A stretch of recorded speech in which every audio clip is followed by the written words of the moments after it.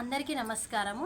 ఈరోజు శ్రీమతి బండా అరుణ రవిపాల్ రెడ్డి గారిచే రచించబడినటువంటి శ్రీనివాస వచనములలో 8వ వచనం గురించి తెలుసుకుందాము।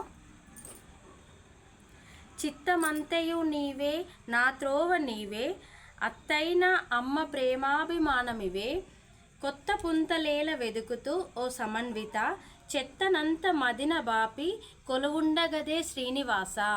చిత్తమంతయు నీవే, చిత్తము మనసు, చిత్తమంతయు నీవే అంటే నా మనసు మొత్తము కూడా నీవే శ్రీనివాస అంటూ శ్రీనివాసుని స్మరిస్తూ రచించడం జరిగింది।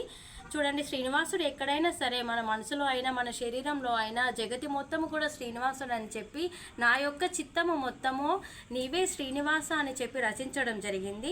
నా త్రోవ నీవే, త్రోవ దారి అంటే నేను నడిచే అటువంటి దారి, అది మంచి దారి చెడు దారి ఏదైనా సరే అది మొత్తము కూడా శ్రీనివాసుడి యొక్క అనుగ్రహంతో నా త్రోవ నీవే శ్రీనివాస అని చెప్పి శ్రీనివాసుని స్మరిస్తూ రచించడం జరిగింది।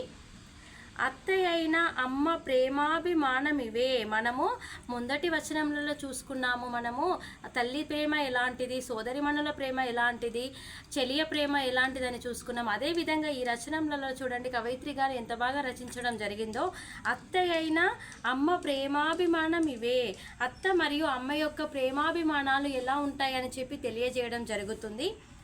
కొత్త పుంతలేల వెతుకుతూ ఓ సమన్విత, కొత్త పుంతలేల అసలు నేను ఎక్కడ వెతకాలి, ఈ విధంగా అత్త ప్రేమలోనూ నీవే అమ్మ ప్రేమలోనూ నీవే, నీ జగతి అంతయు నీవే అని చెప్పి శ్రీనివాసుని స్మరిస్తూ రచించడం జరిగింది।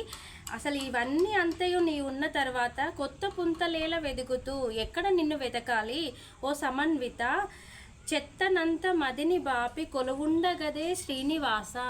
మన మనసులో ఎలాంటి దుర్బుద్ధి అయినా సరే ఏదైనా చెత్త ఉన్నట్లయితే దానంతా కూడా మదిన బాపి అంటే మది నుండి తీసేసి మన మనసులో ఉన్న మొత్తము కూడా శ్రీనివాసుని నింపుకొని మన మనసులో ఏదైనా చెత్త చెడు ఏదైనా సరే ఉంటే దాని మొత్తము కూడా తీసేసి కొలువుండగదే శ్రీనివాస, నువ్వు మాత్రమే కొలువుండాలి శ్రీనివాస అని చెప్పి శ్రీనివాసుని స్మరిస్తూ ఈ విధంగా రచించడం జరిగింది।